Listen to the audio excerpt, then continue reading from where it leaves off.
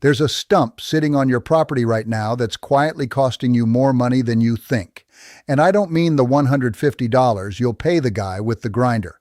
I mean the fence posts it's about to destroy, the foundation it's creeping toward, and the pest control bill you don't even know is coming yet. By the time you finish this video, you're going to look at every stump on your land completely differently. And I promise you, what I'm about to show you costs $6, and the man who rents out that big, loud grinder does not want you to know it exists. I spent 60 years working the land as a carpenter and a gardener outside Tokyo, in the kind of country where the mountains meet the rice fields and nothing gets wasted, not even a dead tree. I'm 80 years old now, and I've pulled more stumps out of the ground with patience than most men pull out with diesel engines. My grandmother taught me something when I was a boy that I never forgot. Pay a man for his machine, or let the earth do it for free. Today I'm going to teach you her way. Stick with me to the end, because the part most people skip, the part where they get impatient and mess the whole thing up, that's exactly where I'm going to save you. Before we get into it, if this is your first time here, hit subscribe now, because I'm about to show you the second half of this problem in a follow-up video, the part nobody talks about, which is what that dead patch of dirt does to your topsoil after the stump is gone. You're going to want that one too. All right, let's get into why that stump is more dangerous than you've ever given it credit for. You already know the stump I'm talking about. You've got one. Maybe more than one. It sits there at the edge of your yard or out past the barn, and every single time you mow, you slow down, you swing wide around it, because the day you forget is the day you take a chunk out of your blade. You've made that same lazy half circle 100 times now, and every spring, that thing sends up a green sucker right through the grass, a stubborn little fist of new growth, like it's reminding you it's not actually dead. Because here's the truth nobody tells you plainly. A tree you cut down 2 years ago is not dead, not all the way. It's alive down there in the dark, and it is fighting to survive. Now, most farmers handle this the same way. You call somebody. A man shows up hauling a machine the size of a small car. He looks at your stump for 30 seconds, quotes you 150, maybe 200 if the roots run wide, grinds it down in 20 minutes flat, leaves you a pile of wet sawdust over a hole, and drives off with your check. Clean, fast, done, right? Wrong. And this is where most landowners make a mistake that costs them for years after that truck pulls out of the driveway. That grinder does not remove your problem. It hides it. Here's what I mean, and I want you to really sit with this, because once you understand it, everything else in this video is going to click into place. What you cut down with the chainsaw was only the part you could see. The part still killing you is underground. That root system you can't see is still fully alive, still pulling water, still running 6 directions under your fence line, under your driveway, sometimes under your foundation without you knowing it. A grinder chews up 2 feet of visible wood and calls it a day. It leaves the entire living root network completely untouched, rotting in the dark, right where the ants and the termites and the fungus can find it. And that's exactly what they do find. Think about what soft, rotting wood actually is to an insect. It's an invitation. Carpenter ants move in and hollow that stump out. And once they've cleaned it out, guess what they do next?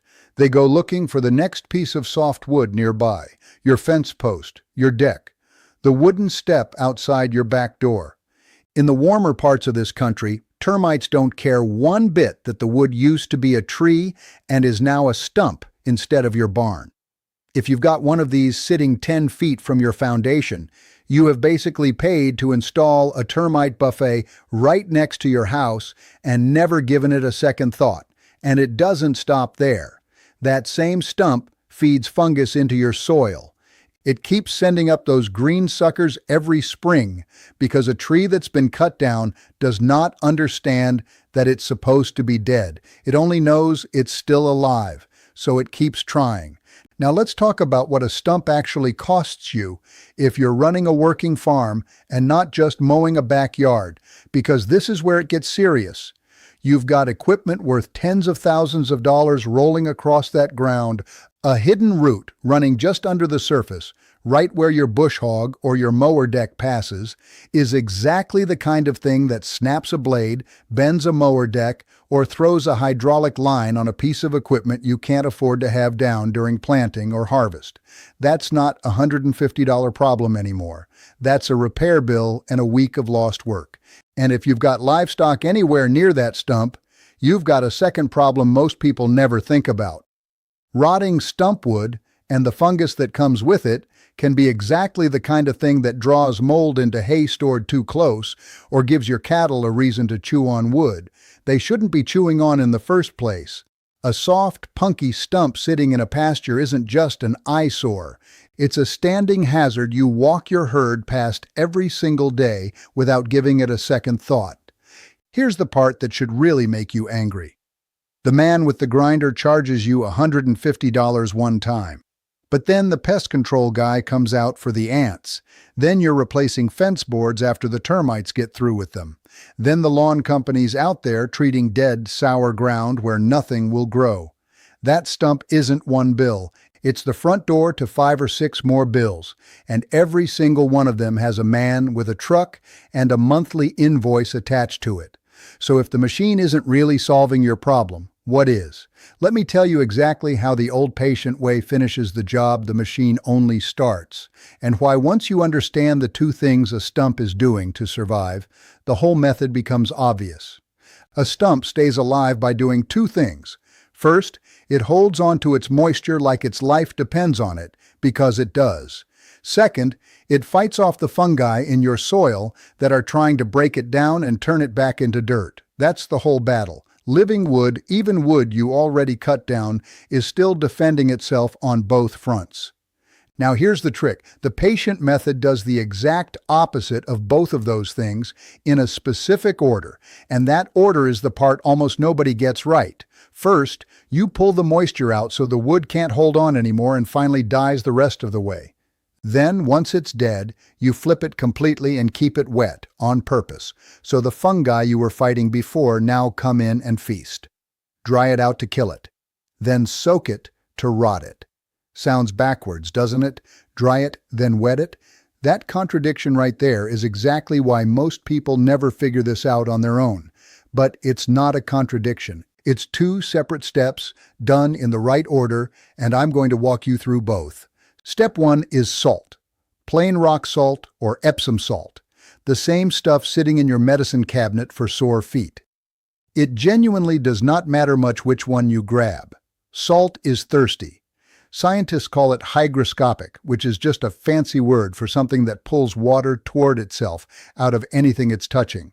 You don't need to remember that word. You just need to remember what it does.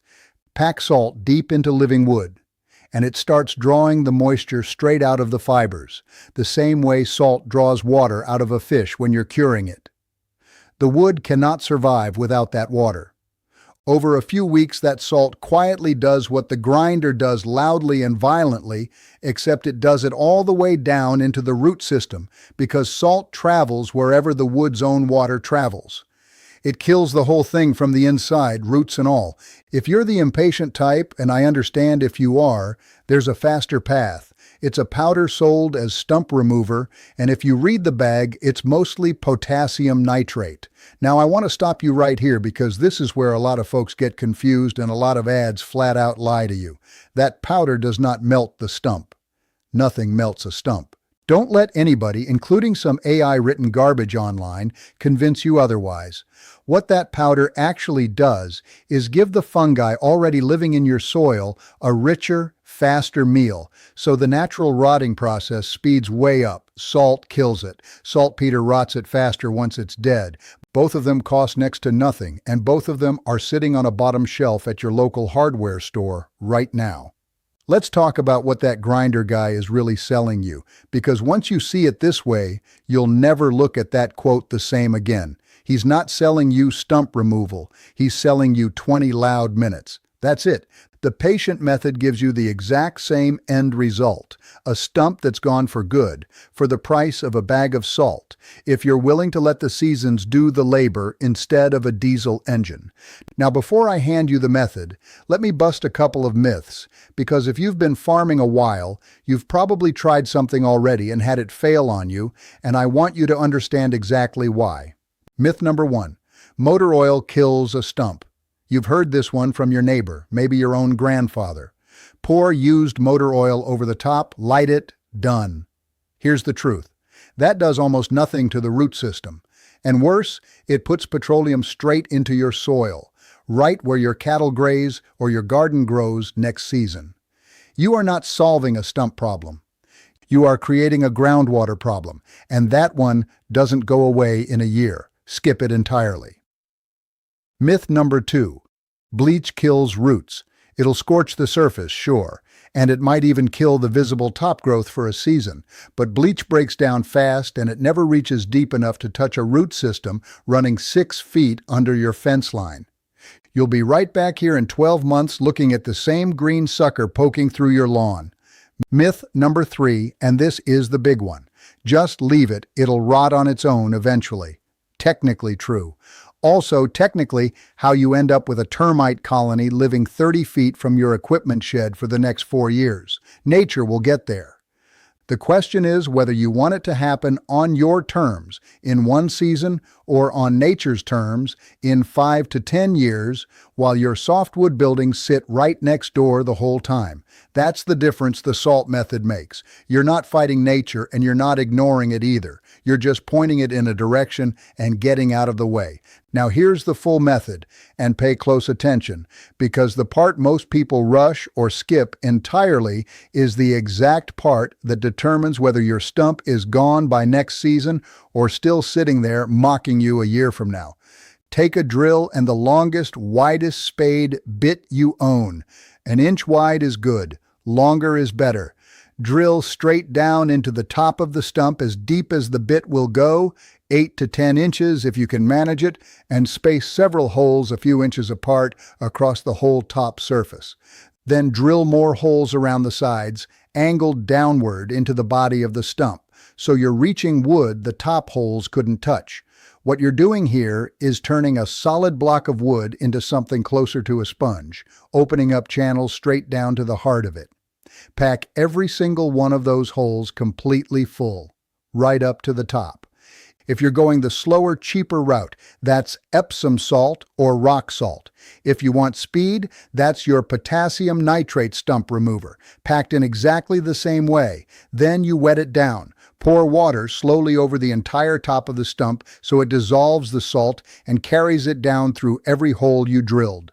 Soak it good. And now here comes the step that separates the guy whose stump is gone in one season from the guy who's still staring at the same stump next spring, mowing around it, wondering why nothing happened. You have to cover it.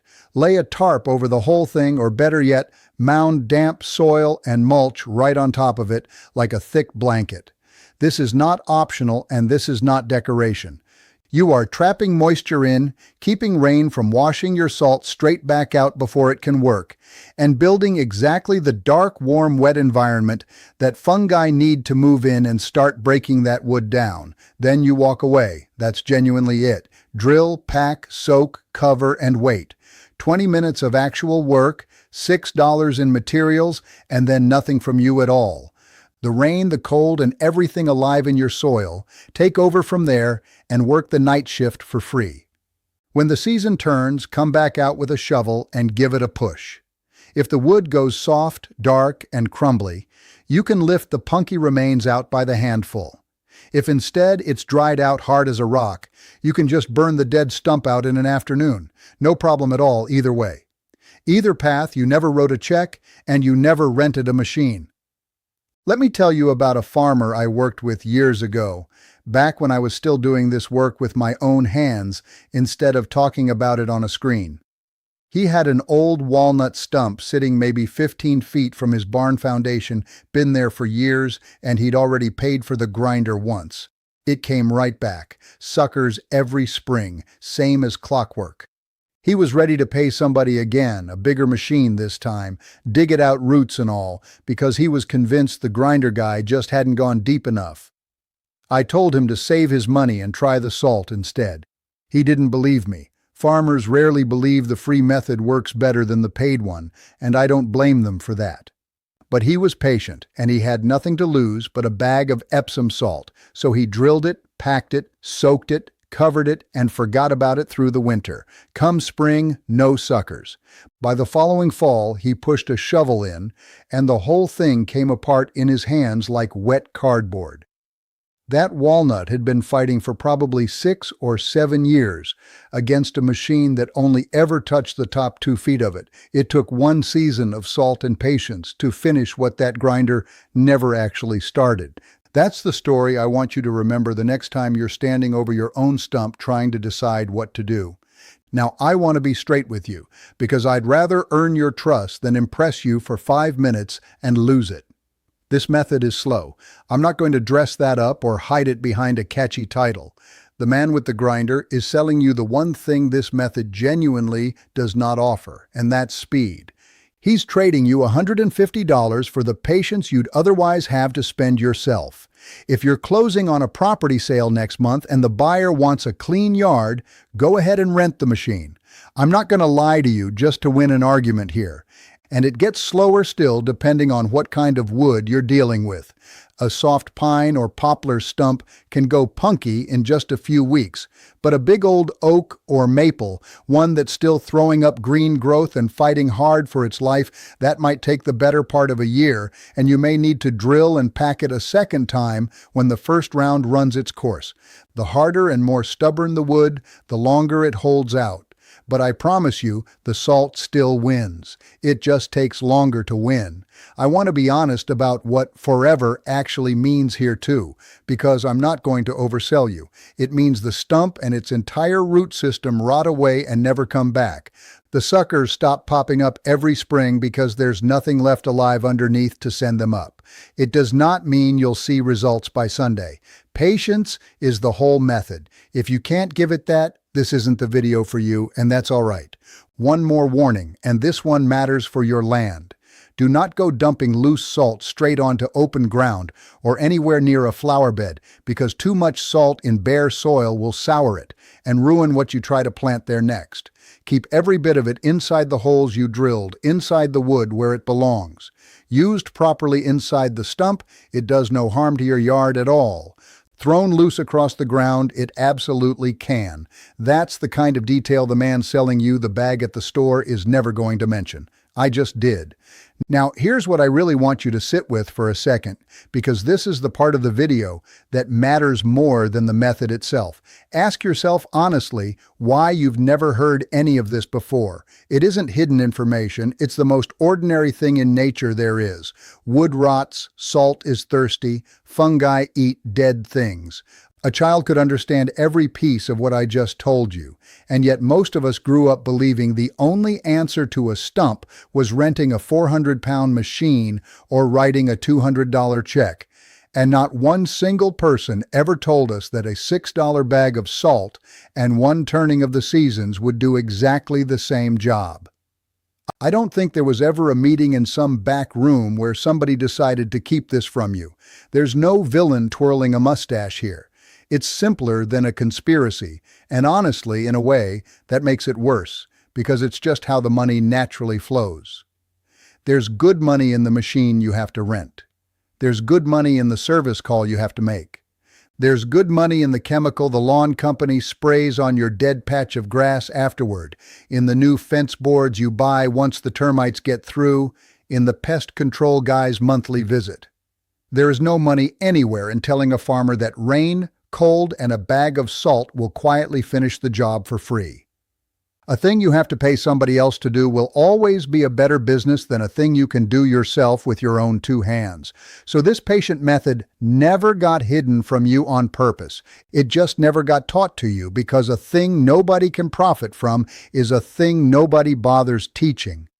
My grandmother understood this down in her bones. She had a word for it, Mott and I, our word for the shame of letting something useful go to waste. Waste nothing. A dead tree was never your enemy, and it was never supposed to be your bill. It's simply wood making its way back into the earth the way it always has, and your only real job is to let it happen instead of fighting it with a machine.